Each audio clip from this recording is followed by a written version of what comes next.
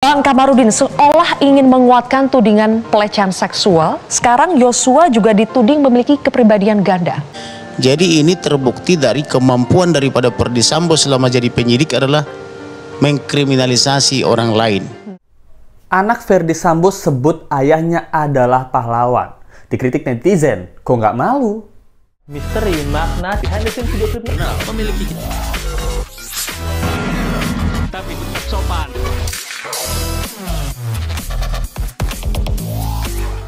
Hai, apa kabar? Kembali lagi di Let's Go. Apa kabar kalian semua? Semoga kalian baik-baik aja. Let's Go masih update tentang kasus Brigadir J. Nah, kita tahu persidangannya itu ditunda kemarin semingguan kan. Karena apa? Karena KTT G20 ya. Tapi karena persidangannya ditunda semingguan, ini kita mencari-cari apakah hal-hal yang dipersiapkan oleh Ferdy Sambo. Nah, Let's Go menemukan hal-hal yang menarik nih.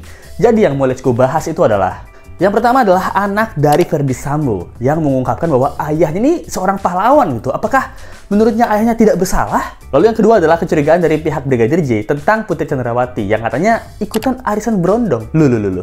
Berondong apa nih? Lalu yang ketiga, Let's Go tentang Baradae yang diintimidasi gitu. Katanya udah pernah dikasih skrip-skrip alias catatan omong-omongan ya sama Ferdy Sambo. Lalu ada ART Ferdy Sambo yang katanya punya grup WhatsApp. Di dalam grup WhatsApp-nya ini ada skrip-skrip atau skenario-skenario yang harus diomongin waktu persidangan. Nah, tanpa berlama-lama lagi, Let's Go kita bahas. Nah, Let's Go pertama mau bahas tentang ini nih, tentang anak dari Ferdy Sambo yang namanya ini agak susah ya.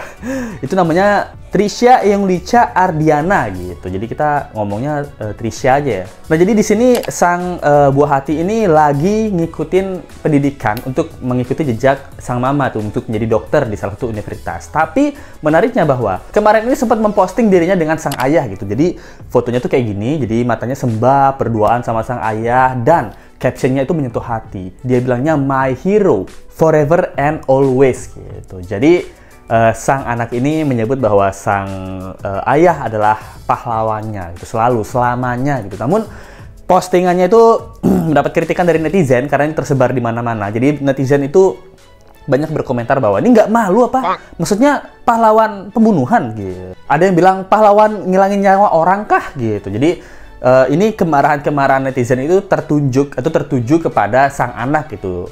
Dan menurut Let's Go ini wajar-wajar aja ya, karena sang anak kan tidak tahu menahu perbuatan dari orang tuanya. Mungkin orang tuanya punya salah sama orang lain, ya sang anak ya orang tuanya pasti adalah pahlawannya gitu. Karena apa? Karena harta-hartanya dari mana? Uang jajan kuliahnya, mobil-mobilnya, dari 303 dong. Nggak bercanda-canda ya.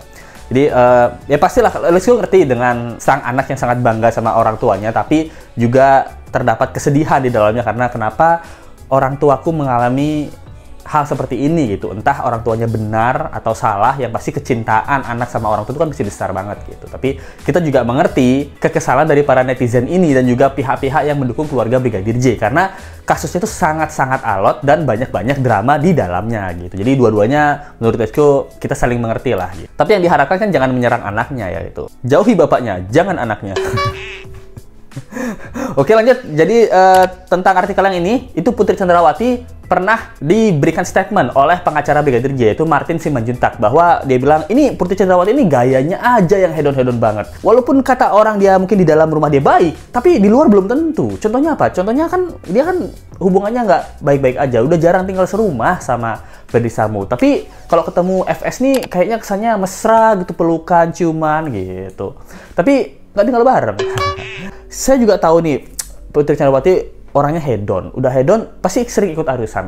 Saya nggak tahu ya ikut arisan-arisan apa. Apalagi saya pernah dengar ada arisan-arisan berondong gitu lah. Nah, itu menurut Martin Simanjuntak ya. Tapi arisan-arisan berondong ini apa ini maksud? Apakah di dalam arisan ini dikocok dulu? Yang menang dapat berondong gitu. Isi berondong-berondongnya apakah ajudan-ajudan? Nah, ini kan kenapa bisa dibuat statement seperti itu ya sama Martin Simanjuntak gitu ya. Dari semua berondong yang didapatkan, yang paling dapat jackpot dan door prize adalah Kuatmaruf. Kuatmaruf berondong loh. Mungkin umurnya lebih muda daripada PC ya. Mungkin nggak tahu juga ya. Jadi masih dari pihak Martin Simanjuntak pengen yang diperiksa kepribadiannya adalah terdakwa ini. Jangan periksa kepribadian orang yang sudah meninggal. Karena nggak bisa. Orangnya sudah meninggal gitu. Dan Yang perlu diperiksa adalah kepribadian dari terdakwa ini. Apakah terdakwa ini itu manipulatif nggak gitu? Itu banyak bohongnya nggak? Itu memang perencanaan untuk menghabisi Yosua udah direncanakan matang-matang apa nggak? Nah itu dia. Semua saksi sudah diperiksa, tidak ada yang membenarkan pelecehan seksual. Jadi ini terbukti dari kemampuan daripada Ferdy Sambo selama jadi penyidik adalah mengkriminalisasi orang lain. Jadi ini jurus-jurus kriminalisasi yang tidak berguna untuk pembelaan Ferdy Sambo. Nih, Baradae katanya sempat diintimidasi sama Ferdy Sambo. Pada saat Baradae dipanggil oleh Ketua Kapolri pada saat itu, Listio, itu menurut kuasa hukumnya Richard, Roni, itu mengatakan bahwa Ferdy Sambo ini udah ngejagain banget nih si Baradae, si Eliezer ini. Jadi kalau kamu nanti pas dipanggil, kamu bilangnya ini aja, sesuai skenario, sesuai omongan yang saya buat gitu. Yang skenario mana nih Pak? Bapak buat skenario-nya banyak loh. Apa ya, Kejaksaan Agung kebakaran? Oh bukan. Itu kan udah ditutup kasusnya. Loh, nggak canda ya. Jadi kamu bilang sesuai skenario kemarin yang tembak-tembakan itu gitu. Jadi udah diantisipasi sama si Ferdy Sambo. Jadi pada saat di awal-awal, makanya Baradae itu mengikuti sesuai dengan skenario yang diberikan oleh Ferdy Sambo. Nah ini kan nyambung ya dengan artikel yang ini. Di sini aktivis sosial Irma Huta Barat itu menduga adanya grup chat yang dimiliki oleh ABS ini, anak buah Sambo gitu. Karena dari statementnya Eliezer yang tadi, yang dia udah diwanti-wanti sama Ferdy Sambo, ini nggak menutup kemungkinan bahwa para ABS ini itu punya grup chat, di mana grup chat ini diduga ya, diberikan skenario-skenario yang membuat para ajudan ini kompak gitu. Contohnya apa? Menurut Let's Go, ini opini pribadi, bahwa kayak temperamental, lalu tidak tahu gitu. Kalau pengacaranya Ferdy Sambo bertanya, mereka semua menjawab dengan cepat dan tepat gitu. Tapi kalau JPU, Jaksa Penuntut Umum, yang bertanya, mereka semua ngangong-ngangong gitu. Bisa jadi kan ini dugaan, dan bisa jadi bahwa karena grup chat ABS aja, anak buah Sambo itu grupnya kan apa sih, anak buah yang isinya adalah saksi-saksi yang tanda kutip ya membantu Sambo dalam persidangan gitu. Mungkin di dalam grupnya itu udah dikasih skenario gitu, kayak Bi Susi ya itu. Bi Susi kan nggak tahu apa-apa. Ini Ibu, nanti saya mau disidang gimana Bu? Jadi kamu sesuai itu aja, Bi Susi, sesuai skrip aja. Oh nanti ini temperamental, ini apa Bu? Temperamental itu, aduh susah saya jelasin ke kamu ya. Temperamental pokoknya, kamu ingat nggak waktu Joshua ngomel-ngomel kamu minta diangkatin belanja? Oh iya Bu, itu temperamental. Oh itu temperamental Bu. Jadi nanti saya bilangnya Joshua itu temperamental, nggak mau angkat-angkat belanjaan Bu ya. Iya betul itu. Nah bisa jadi gitu. Karena beberapa kata-kata ini sangat dipakai sama persis itu. Contohnya satu temperamental gitu. Terus yang kedua tergeletak gitu. Jadi ini ada potongan video. Kalau dia duduk, kapan saudara pegang kakinya kalau saudara bisa ngomong dingin? Kakinya selonjor. Coba saudara praktekkan, gimana? Geletak tuh tidur atau duduk? Oke, duduk begitu. Oke, terus saudara datang, peluk. Saudara sempat meraba-raba tubuhnya. Nah, dari video ini, Susi itu mengatakan bahwa melihat tubuh Putri Chandrawati tergeletak gitu. Dan nggak cuma PC ya, nggak cuma Susi ya, itu Kuat Ma'ruf juga bilangnya gitu, dia tergeletak gitu. Dan kalian kalau pernah lihat ini, Let's Go kasih lihat kamar Putri Chandrawati. Nah, ini kan kamarnya kecil ya. Dari kamar sekecil ini ada dugaan bahwa Yosua itu mendorong Putri Chandrawati atau membanting PC itu ke kasur. Nah, setelah kejadian yang katanya pelecehan terjadi, PC posisinya di lantai tergeletak dekat pakaian kotor gitu. Hal ini kan pernah ditanyakan sama majelis hakim ya, ditanya, maksud kamu tergeletak itu gimana gitu. Jadi ibu itu kayak senderan itu di tembok, jadi senderan gitu sambil duduk gitu. Terus pas ngelihat ibu, apa yang kamu lakuin? Saya langsung peluk ibu gitu. Terus saya bisikin selamat ulang tahun Bu. Enggak ya. Ini dari pelukan aja aneh nih. Susi ngelihat sang majikan itu tergeletak, tanda kutip ya tergeletak menurut Susi gitu. Menurut Let's Go tergeletak tuh ya pingsan, tidak sadarkan diri, tapi dia duduk di lantai gitu ya posisinya. Itu langsung datang terus katanya tuh meluk PC gitu. Dan ngedorong-dorong awalnya tuh, ibu bangun bu, ini cucian kotor loh Bu, saya mau cuci.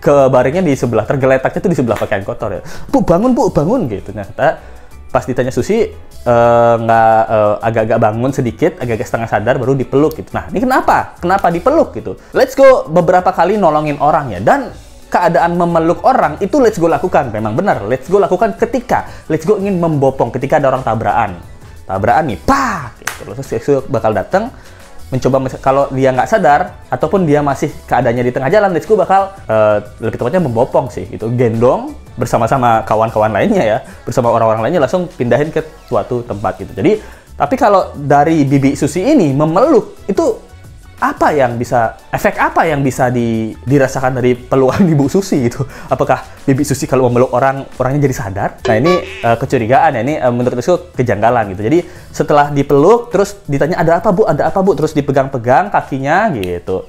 Asam urat saya kambuh.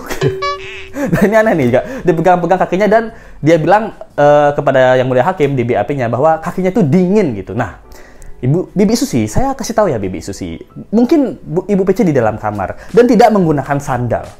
Tidak menggunakan sandal dalam keadaan AC hidup serta lantai, itu ya pasti dingin kakinya Ibu Susi. Bibi Susi ya. Itu logikanya kan di sana ya gitu. Logikanya di sana gitu. Kenapa kakinya dingin? Menurut saya ya karena AC hidup, ada lantai, ubin gitu ya, kakinya dingin gitu. Nah, tapi kenapa kakinya dipegang-pegang gitu? Apakah Ibu PC kesurupan? Mungkin Bibi Susi ini mengira, jangan-jangan Ibu kesurupan nih, saya pencet-pencet jempolnya nih. Biasanya kalau orang kesurupan kan jempolnya dipecat gitu. Apa Bibi Susi berpikiran seperti itu? Nah, dan juga kan ini penasaran, let's go ya. Bibi Susi mengatakan bahwa dia tidak tahu adanya pelecehan. Tapi apa yang terjadi pada saat ibu ini tergeletak gitu kan? Misalnya ibunya, kita anggap semua cerita Susi benar gitu. PC tergeletak, terus Susi datang, terus dia menggoyang-goyangkan badan PC gitu. Dik. Aduh, gelambir nih. Bercanda ini, suara bohong-bohong. Jadi dia menggoyang-goyangkan badan PC. Nah, pas setengah sadar katanya dia dipeluk, katanya dia memeluk Ibu PC dan pasti bertanya, "Ibu, ada apa, Bu?" Nah, seharusnya pelukan Susi ini itu ditanggapi PC dengan tangisan. Nah, kalau cewek-cewek ya biasanya dia hatinya terguncang, biasanya dia pas dibangun itu kayak langsung nangis gitu, langsung peluk peluk Susi duluan seharusnya. Ini logika orang berpikir ya. Biasanya kalau dibangunin terus dia hatinya sedih, biasanya dia yang meluk duluan. Harusnya nih PC yang meluk Susi duluan, baru Susi ikut meluk PC gitu. Sambil nangis baru ditanya, "Bu, ada apa, Bu? Ada apa?" PC sambil nangis. Seharusnya seperti itu menurut Let's Go ya. Walaupun pada saat itu PC tidak bisa mengatakan hal yang terjadi, tapi pasti PC nangis dulu, meluk Susi dulu, bukan Susi yang meluk PC duluan gitu. Nah, kalau cewek-cewek pasti relate ya. Dia bisa habis diputusin gitu, terus temennya datang langsung, "Kamu kenapa?" Gitu, pasti nangis duluan tuh. Dan dia meluk duluan, bukan si yang datang ini meluk duluan gitu. Logikanya ya, logika Let's Go. Jadi setelah dipeluk dan setelah dipencet-pencet kakinya, Susi pun tidak mengetahui, katanya tidak diceritakan detail gitu tentang pelecehan yang terjadi gitu. Nah, ini juga kejanggalan ya. Harusnya kan kepanikan yang terjadi, kepanikan PC yang terjadi, itu Susi harusnya mendapatkan sedikit clue lah, sedikit petunjuk bahwa ini nih Joshua nih, dia niat banget untuk memperkosa aku gitu. Dia mendapatkan sedikit petunjuk dan clue lah dari omongan PC gitu. Tapi dia tetap kekeh, dia tidak mengetahui atau tidak melihat adanya pelecehan seksual. Nah, menurut kalian gimana nih tentang kasus kali ini? Kita masih bersiap-siap untuk sidang selanjutnya. Apakah kecurigaan dari aktivis Irma Huta Barat di mana ABS atau anak buah Sambo ini mempunyai grup sendiri, grup WhatsApp sendiri yang isinya adalah skenario-skenario, skrip-skrip yang akan ditanyakan oleh majelis hakim itu benar?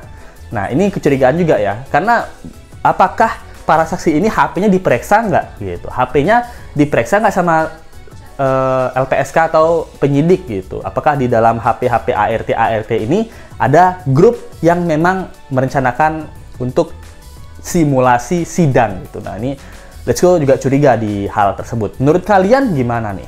Komen aja pendapat kalian di bawah. Thank you banget udah nonton. Jangan lupa like, comment, share, dan subscribe video ini. Kita ketemu lagi di video berikutnya. Sampai jumpa lagi. Bye. Misteri makna behind the scene video klip memiliki tapi tetap sopan.